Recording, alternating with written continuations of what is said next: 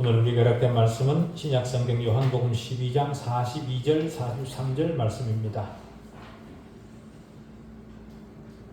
요한복음 12장 42절 43절 말씀 봉독해 드리겠습니다.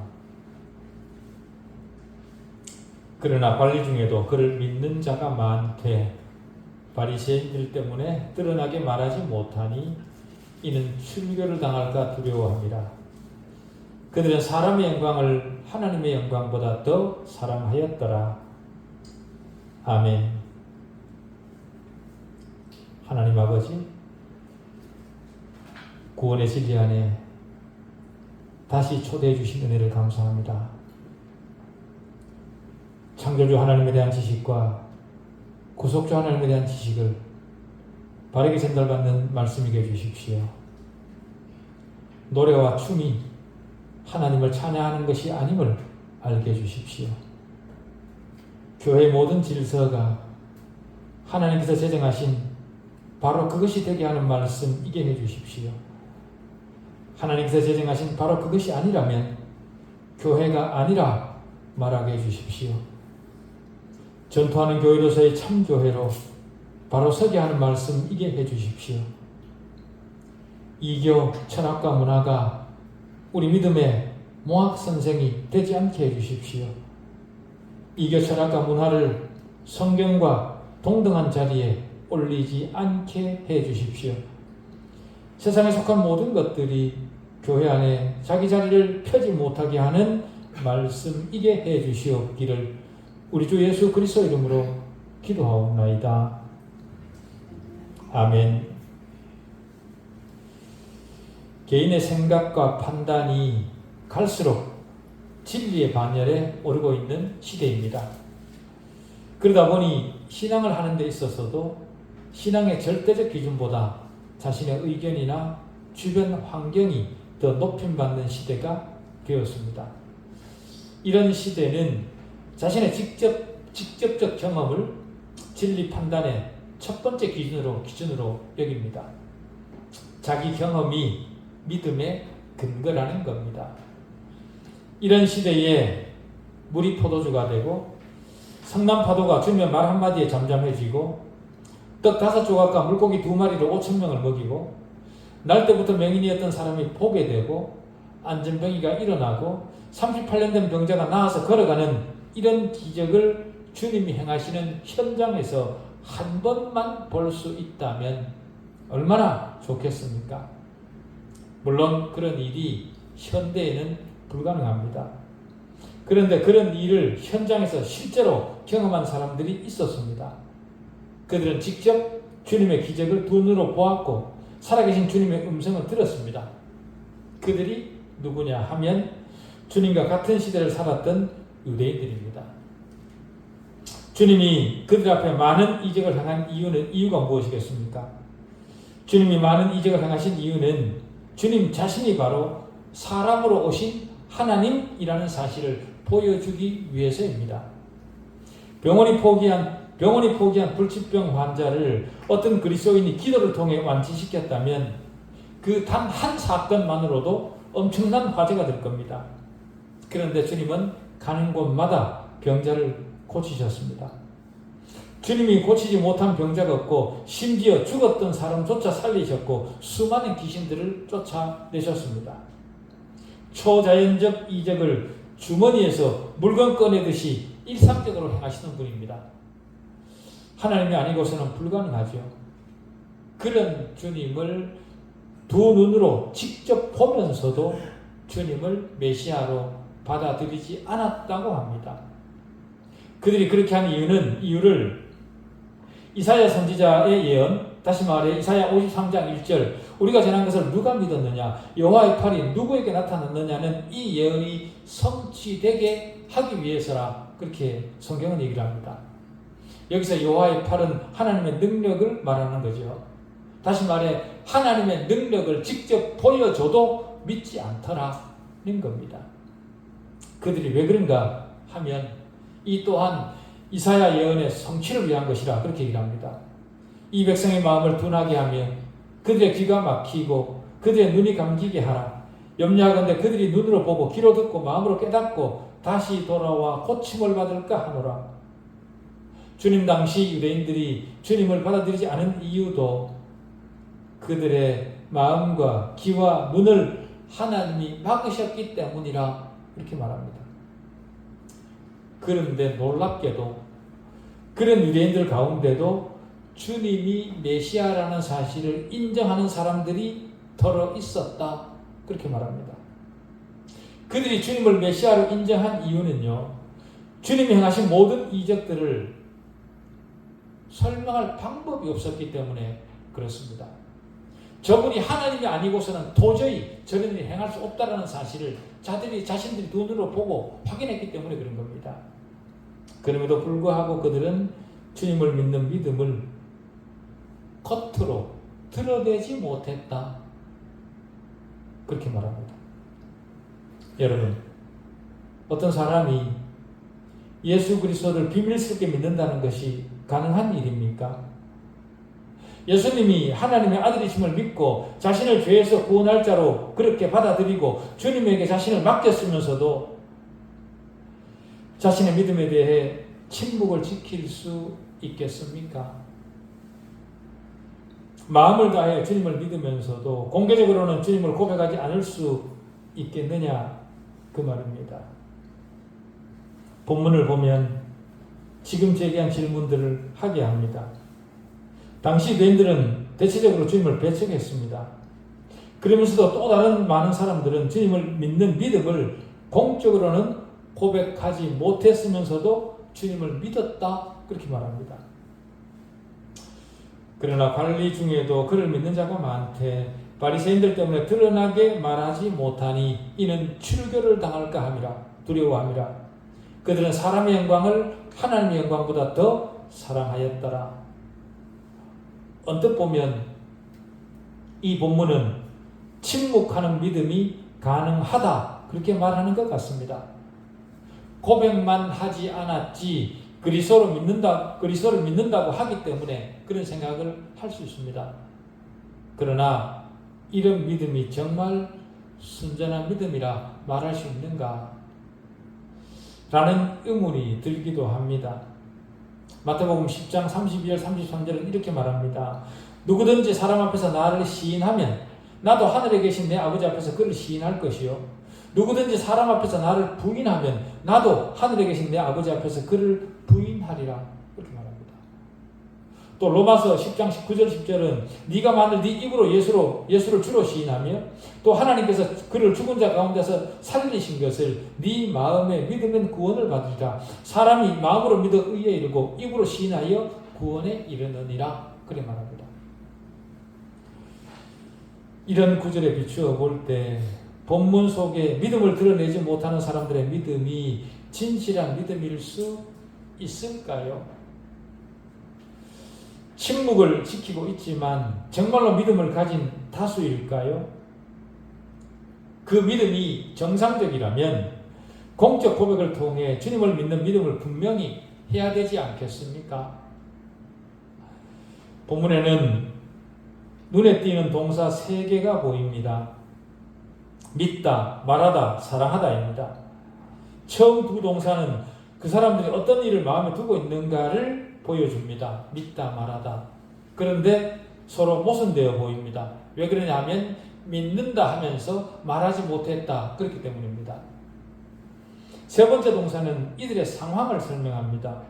이 사람들에 대한 첫 번째 요점은요, 그들이 예수를 믿었다는 겁니다. 본문에 보면 많은 사람들이 믿었다 하고 믿은 사람 중에는 관리, 즉 공무원들도 있었다 그렇게 말합니다.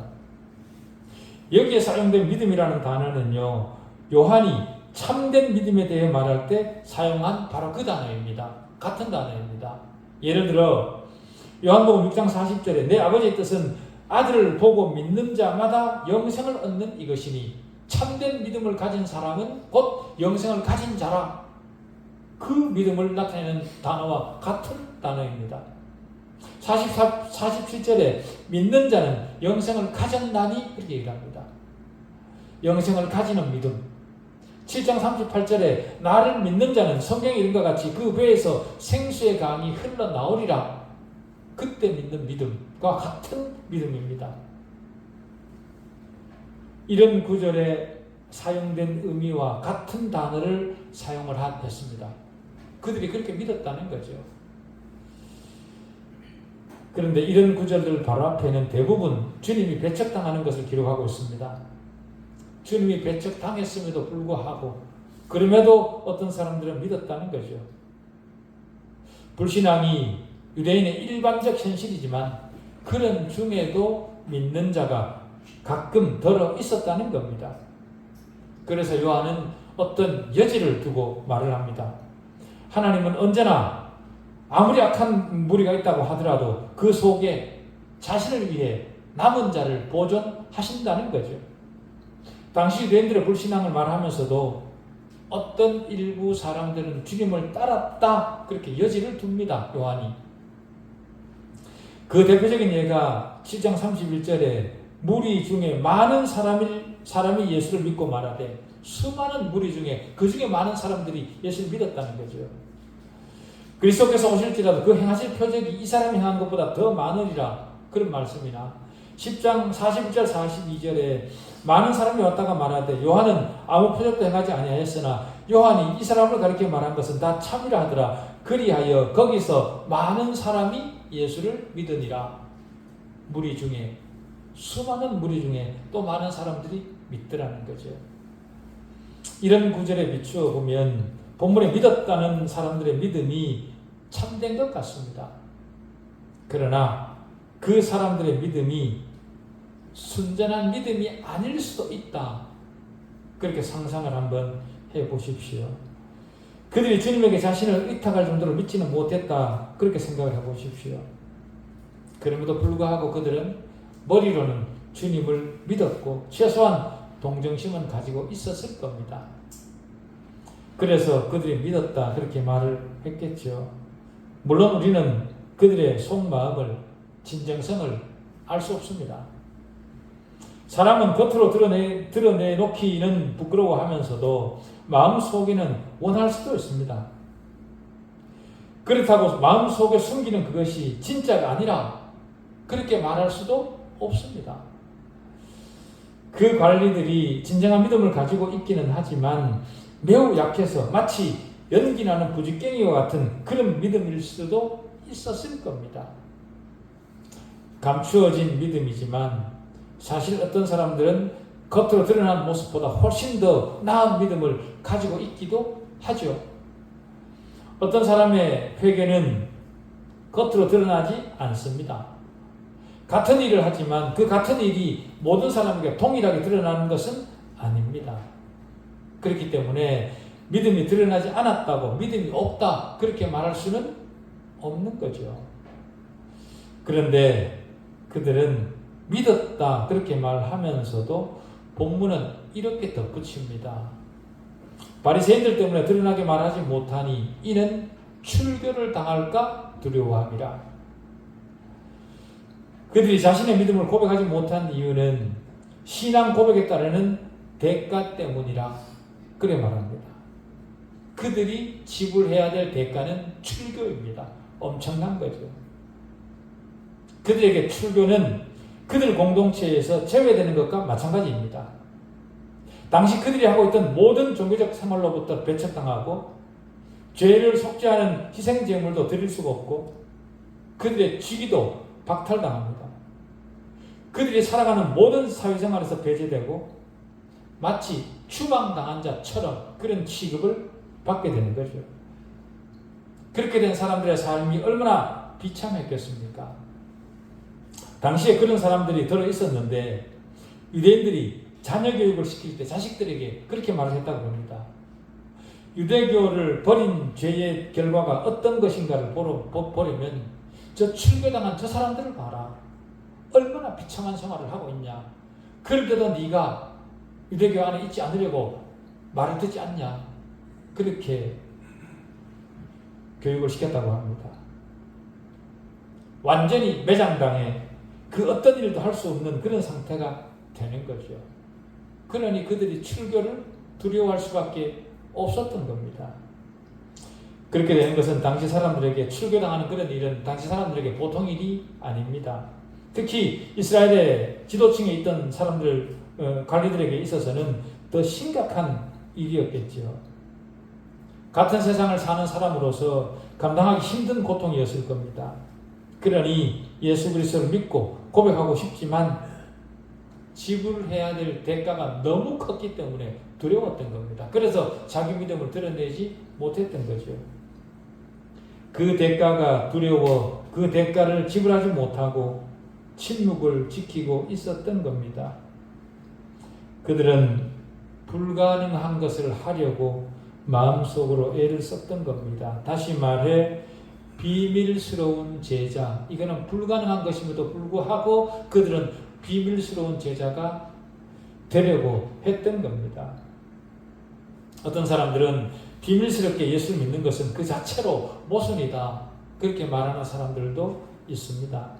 그들이 그렇게 말하는 이유는 비밀스러운 믿음은 제자로서 훈련을 받을 기회를 전혀 가지지 못하기 때문이고, 주님 제자로서의 길을 비밀스럽게 간다는 것은 그 자체로 불가능하기 때문이라, 그렇게 그들은 말을 합니다. 물론 주님을 믿는 믿음이 끝내는, 그가 정말 믿는다면 드러날 수밖에 없습니다. 우리 사자성어에도 낭중지추라 그런 말이 있지 않습니까? 주머니 속에 있는 송곳은 아무리 감추려고 해도 드러나게 되어 있다는 거죠. 믿음도 마찬가지입니다. 거기다가 드러내지 못하는 믿음은 그들 스스로가 실족해서 넘어질 또 다른 위험을 늘 가지고 있습니다. 현대도 어떤 이유로든 비밀스러운 신자가 되기를 바라는 사람들이 있을 수 있죠.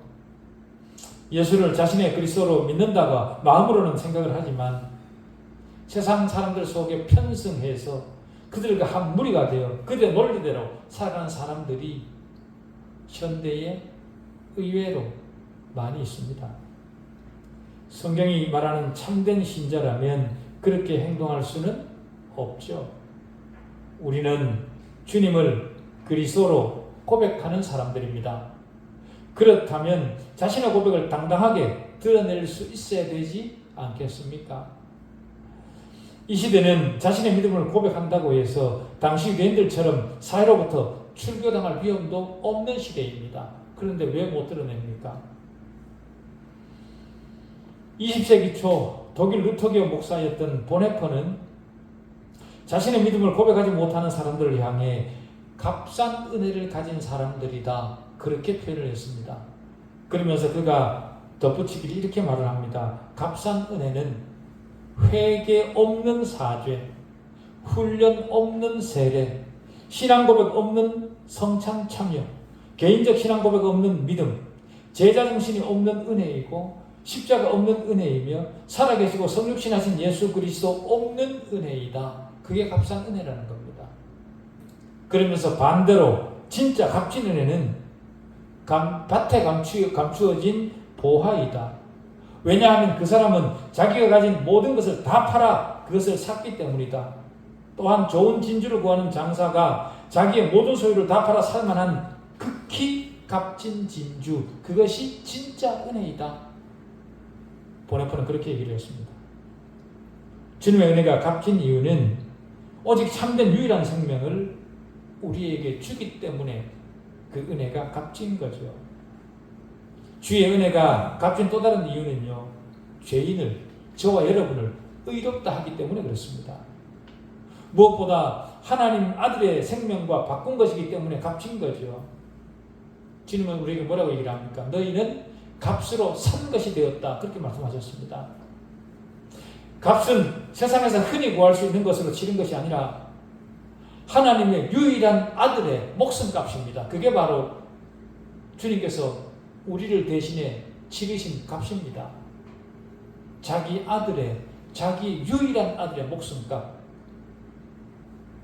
그것을 주고 바꾼 것이 내가 돈을 내지 않았다고 해서, 내가 대가를 치르지 않았다고 해서 값싼 은혜일 수 있습니까? 하나님은 나를 위해, 우리를 위해 자신의 아들을 내어주셨습니다. 하나님의 성육신은 그 어떤 것으로도 살 수 없는 값진 은혜입니다. 이런 기준으로 판단하면 유대 관리들은 결국 하나님의 자녀들이 아니었다라는 그런 결론에 이르게 됩니다. 갑지드네의 참된 가치를 알았다면 자신의 모든 소유를 팔아서, 자기 생명도 자기 소유 아닙니까? 그것까지 팔아서라도 아마 샀을 겁니다. 그들이 믿었다고 말하지만 그들이 진정으로 그리스도를 따르고 고백하는 제자들이라 그렇게 말하기에는 아쉬움이 있습니다. 이런 그들의 행동에 대해 정곡을 찌르는 주님의 질문이 있습니다.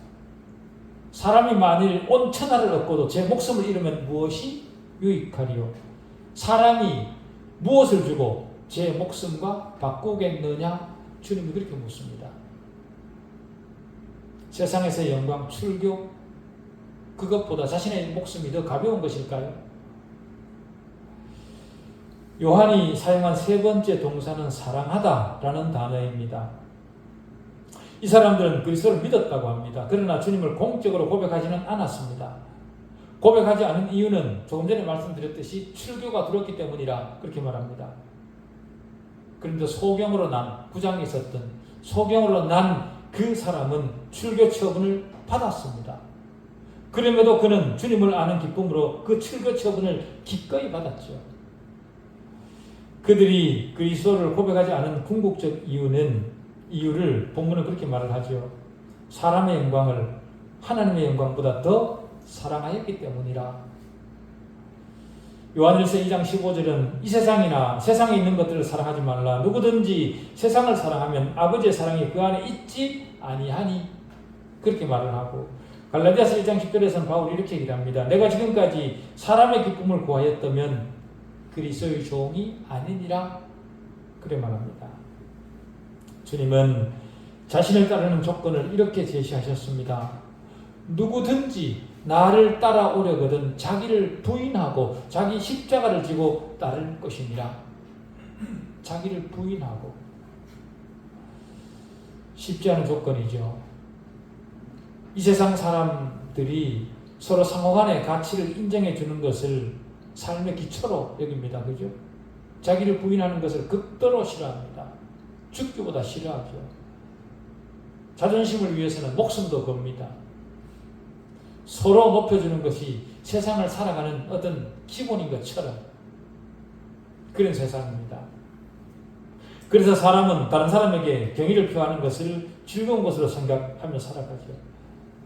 더구나 다른 사람으로부터 경의를 받는 것을 인생에서 가장 큰 어떤 출세, 즐거움으로 생각하며 살아갑니다. 심지어 자기보다 높은 사람으로부터 좋은 평판을 듣는 것을 영광으로 생각하며 살아가죠. 그러나 나사렛 사람 예수를 따르는 자들은 자랑할 것이 하나도 없었습니다. 오히려 곤란을 당하는 그런 일만 남아 있는 거죠. 그들은 낮은 신분이었고 예루살렘에 있는 모든 사람들로부터 경멸을 받았습니다. 그런 기준으로 볼 때 그들에게 사람들로부터의 평판과 칭찬은 압도적인 거죠. 그래서 관리들은 영원한 불행을 가져올 결론을 내린 겁니다. 전능하신 하나님에게 영접받는 것보다 사람들로부터 좋은 칭찬 듣는 것이 더 낫다. 그렇게 결론을 내린 겁니다. 얼마나 비극적 결론입니까? 이들은 아마도 스스로 지혜롭다, 또 현명하다 그렇게 생각했을 겁니다. 가장 안전한 방책을 찾았다 그렇게 판단했을 겁니다. 그러나 사람의 판단과 지혜는 이 땅에 살고 있는 몇 년 동안만 유효하지, 더 중요한 것은 하나님의 판단입니다. 사람의 판단이 아닙니다. 하나님의 판단은 영원토록 문제가 된다는 사실을 그들은 놓치고 있었던 겁니다. 여러분, 사람이 주 예수 그리스도를 은밀하게 믿는 것이 가능합니까? 지금까지 논리로 보면 은밀한 신앙이 거의 불가능한 것처럼 보이지만 그렇다고 우리가 어떤 결론을 내리기에는 조심스럽습니다. 그러나 분명하게 이 본문을 통해서 우리가 예수를 믿는 문제에 있어서 어떤 태도여야 되는가에 대한 분명한 교훈은 얻게 됩니다. 다시 말해 그리스도를 따르는 사람의 정신이 어떠해야 되는가라는 것을 본문을 통해서 우리가 교훈을 얻게 되지요. 첫째로 그리스도를 믿고 고백하는 것은 믿고 고백하는 이 두 문제는 분리될 수 없는 문제라는 겁니다. 믿는다면 반드시 거기에는 고백이 따른다는 거죠. 때로 어떤 사람들이 그리스도를 믿지만 주님을 고백하지 못할 수도 있습니다. 어떤 두려움에서나 어떤 사람들이 다른 사람들이 어떻게 생각할까를 이유로 고백하지 못할 수도 있습니다.